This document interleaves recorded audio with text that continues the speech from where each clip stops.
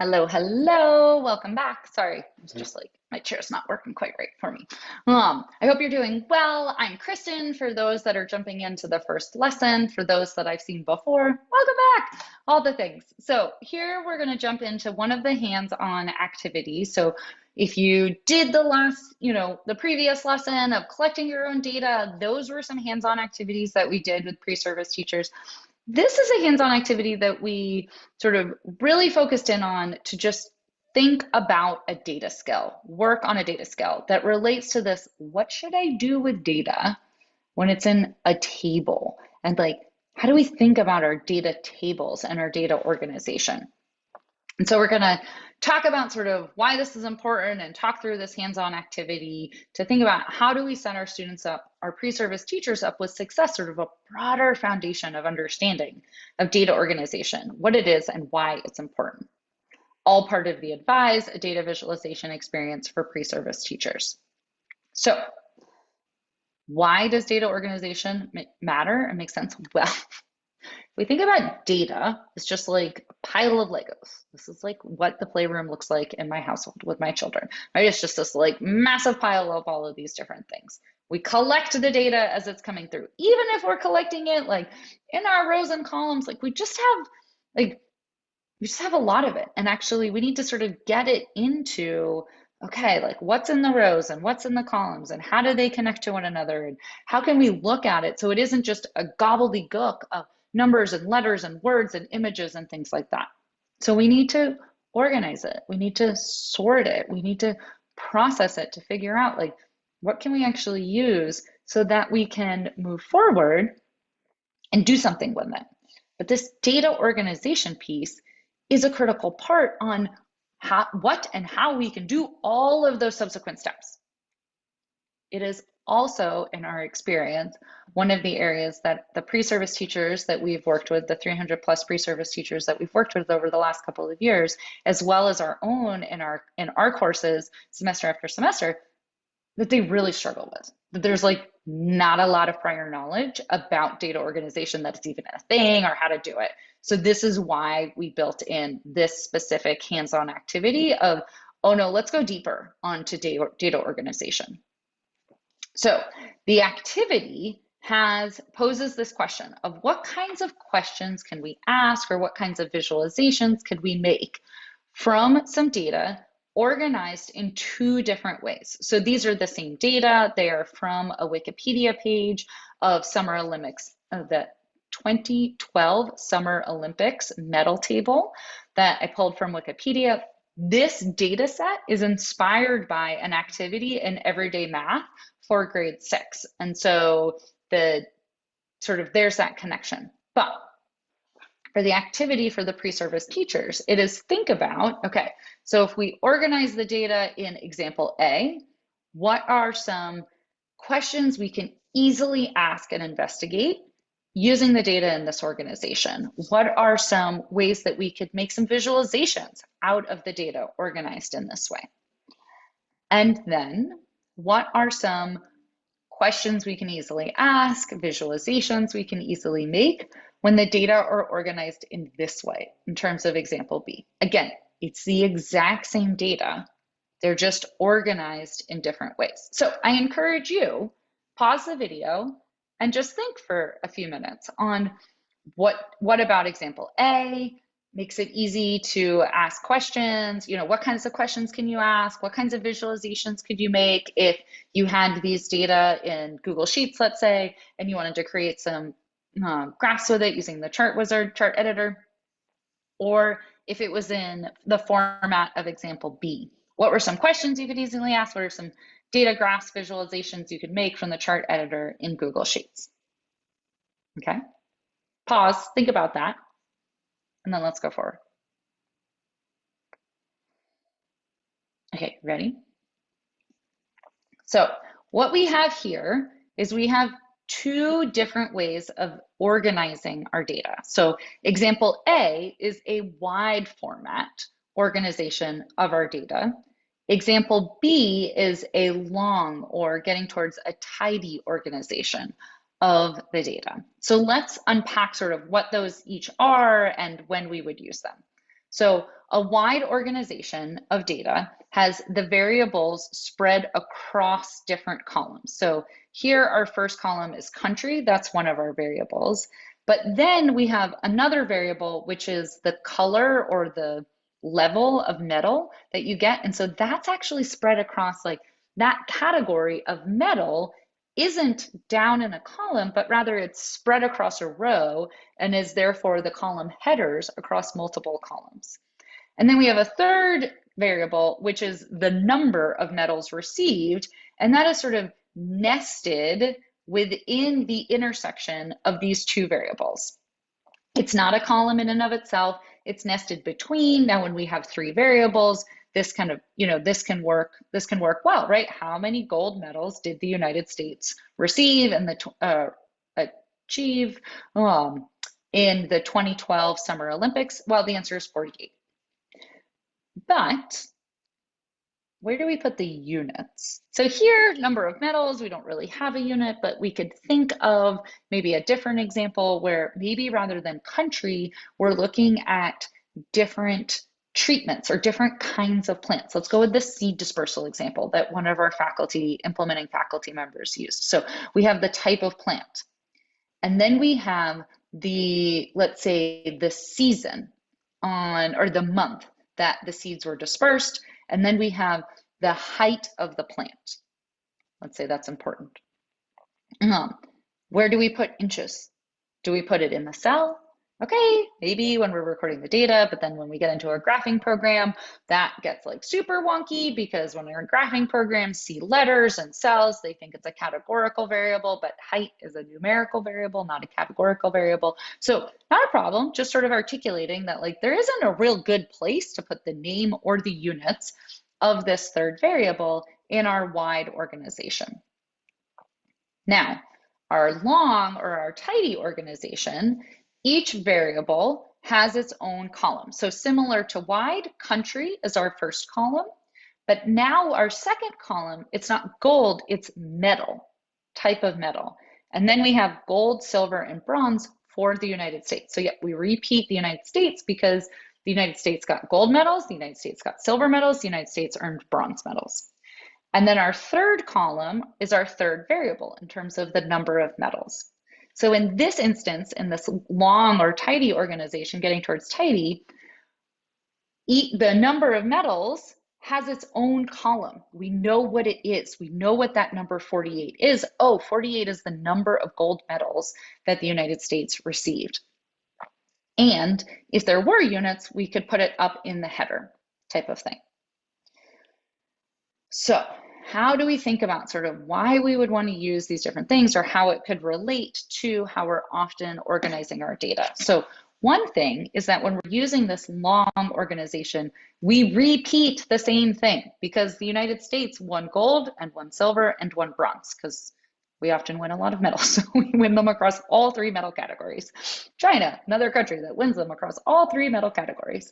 Well, we didn't merge these cells together because how many silver were won by the United States? Maybe we just want to look at silver metals across all the different countries, or maybe we want to get 3 different lines for the 3 different metals in our visualizations, things like that. And so we don't want to be merging our cells together. We want to have each row be an instance that data were recorded. So not necessarily, well, we only did salty spring scents. Well, no, because there's different pHs and nitrogens and potassium, phosphorus. Yep, I've switched the data set that we're looking at. This is actually from a 6th grade science class that a student was doing some student teaching in. This would be the way to shift it. So the pre-service teacher had gone in and had seen this from the past year and created okay, this is how we're going to think about it going forward, of creating our different organizations and setups for the data. Because how we organize the data depends on what we want to do with it. So if we are organizing our data to graph it, which, let's be honest, oftentimes when we collect our data, we're trying to do something with those data. We're trying to explore it. And how do we explore it? We visualize it. We graph it. That is a key step getting towards analyzing and interpreting the data. And when there's a way we organize when we're collecting it and a way we organize when we're graphing it. And when we're graphing it, we need to organize the data in such that there's a row for every observation. Every time we took data, it has a row and it should have an answer, not an answer, or a value for each of the variables. Even if we didn't consciously think of, okay, again, I'm at United States, right? But like there is a value for each of the variables each time we make an observation. So that the observations are across the rows. The values for each variable are across our rows. It's called a case. That each cell has a corresponding value within it, right? No merging. Each cell in each row and each column has a value, unless you could not record a value, right? That's different. If you couldn't record the value, if it was unavailable, if the instrument went down, that's a realistic no value, as opposed to, oh, I've just merged these cells together. That's a false, like, no value in our data set. So we need to differentiate these. And so that's why it's really important that each cell has a corresponding value, because this gives us the flexibility to explore our data in different ways. And then every variable, or what we sometimes call an attribute, has its own column so that we know what it is we were recording, what the units are, and then what the values are for that one variable, so that we can actually sort of look at it like, what if we wanted to just get a sense of what's the range of the number of metals? Well, it's sort of tricky to create a line dot plot of just the number of variables because they're across multiple columns and rows here. Whereas if we could just, we're looking at like the range of number of metals, we just pull this one column. We've got all the values for that variable through. And so thinking about when we're going to graphing it, when we're going to like, we want to make a line dot plot, we want to look at a scatter plot, we're interested in making up our chart, having our data organized in this long or towards tidy format can really help us have more flexibility on what we're visualizing and how we're visualizing it. Now, if we want to, oh wait, I didn't have a slide in here. If we want to think about we're collecting the data, then oh my goodness, wide organization is so much easier, right? Because we don't actually know, especially if we only have 3 variables. We don't necessarily know how many replicates we're going to collect, right? So it's just easy to be like trial 1, trial 2, trial 3. Oh, we added a 4th trial, right? Let's just add some more down on the rows, different things like that. So collecting our data, wide organization, is often easier, especially if we're doing it by hand on a piece of paper. Also, when we're going to present our results, I think we've done all the data exploration, all the working with, all the making sense of. We've decided what story we want to tell. We are writing up our lab report. Then we can create a summary data table. And that is a more efficient use of space in a wide organization. So let me jump forward again. So thinking about that there are 2 ways to organize data, and which way we use depends on what we want to find and do. It is not one way of organizing our data all the way through. In fact, there is no one right way to organize our data, because wide helps us when we're collecting our data, or when we're emphasizing relationships we found in the data, or when we're showing the summaries of the data that we have found.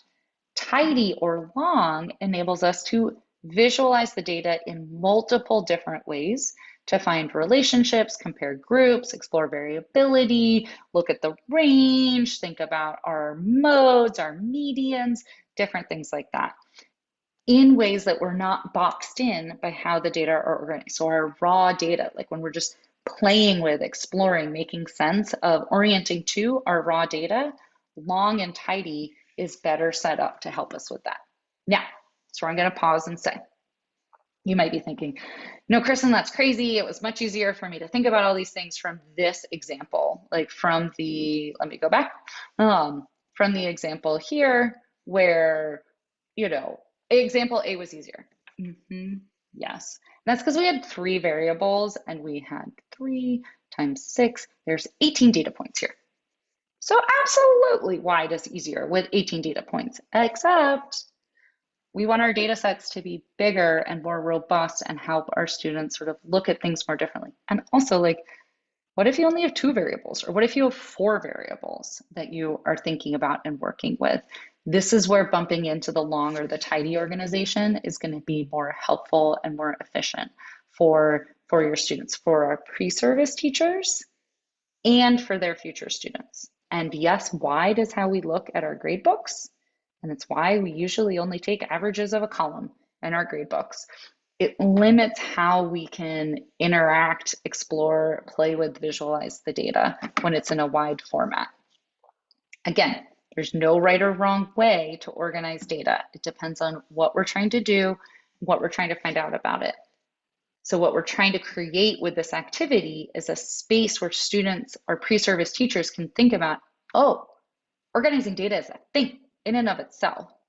There are different ways we organize data. Let me think about how I might want to organize it. Another key component of this is that graphing programs expect long, tidy organization of data. Except Excel, Google Sheets, which are not actually graphing programs. They are spreadsheet programs that we've round peg squared hole into graphing programs. So they sort of exist, Excel and Google Sheets kind of exist in this hybrid land of, if you've ever had the experience where you've put your data in and you've asked for a data visualization to come out and it has looked really different than what you were expecting, it is because of the back-end algorithm of Google Sheets and Excel don't force you into a long or tidy organization of your data, but then they're sort of trying to like guess and jump and like sort of do these sort of back-end algorithm hoop jumping to guess what you want. And it's all based on how your data are organized and how you've set up that table. So if you've had that experience of something really wonky came out of the graph editor, this is what's going on. The data or your data are organized in a way that's sort of coming up against the algorithm of what they're guessing you want from the visualization. Interactive graphing programs like CodeApp or Tuva or Data Classroom or Python or RStudio, different things like that, they expect long format of organization. So again, as we're sort of moving forward and broadening out the base, the foundation of exploratory data skills and data literacy overall, understanding that long exists, what it is and why and when we would use it, is an important skill component of building our pre-service teachers' exploratory data skills. So after our students kind of go through the hands-on activity, again, we create a point to pause and reflect. So how about you pause and reflect? Think about, how will this help you with visualizing your data? Not your pre-service teachers, not their future students, just you, as you work with data every day in your daily lives. And then you can think about, how might this help you prepare your pre-service teachers with their ability to visualize data? How will it help them prepare their future students to think about visualizing data? All those different components. And then, are there other supports that might help you determine how to organize your data? Again, we're not trying to do everything in the kitchen sink in this course. So what are other supports that would be helpful? Google searches, tutorials, chat groups, different things, Reddits that you can use to get support building this out for you, your pre-service teachers, and their future students. So some takeaways on data organization. We organize data differently depending on what we want to do with it. And that's just a fact. So how do we sort of create space to help our pre-service teachers understand that and become comfortable with that? How our data are organized impacts how easily we can visualize or explore the data. What variables we can pull in to create what kinds of visualizations, what we can visually see from the data versus have to calculate into a summary statistic, mean, median, mode, average, mean, median, mode, all range, interquartile range, different things like that. And actively thinking about data organization at different points when we're working with data is an important part of working with data overall. It helps us actively engage with and work through our data as we are going through these pieces. Again, moving away from a check, check, check, check, check, just execute into a, oh, what am I doing here? Am I making an active choice, or am I just going along with the default, or am I just going along what my professor has told me? And therefore, I am going to have my students just go along and execute what I am telling them without really understanding the sort of what, why, or how we are doing our things. So creating space for our pre-service teachers to pause and have those opportunities of reflection are helping them overall build out their skills and understanding of working with data. And this organizing data piece and thinking actively about how we're organizing our data to make sure it is serving us the best possible way with whatever step we're at when we're working with data is really helpful with building out exploratory data analysis skills. Okay, so can you believe it? That's a lot on data organization and different components. And still there's more. So there are assets and resources also in the course, so jump back in there or sort of find them down below and explore them as other resources. And think about like, what are other places that you can find more supports to think about this and how to support your students. Until the next lesson, I hope you're doing well and I'll see you soon. Thanks, bye.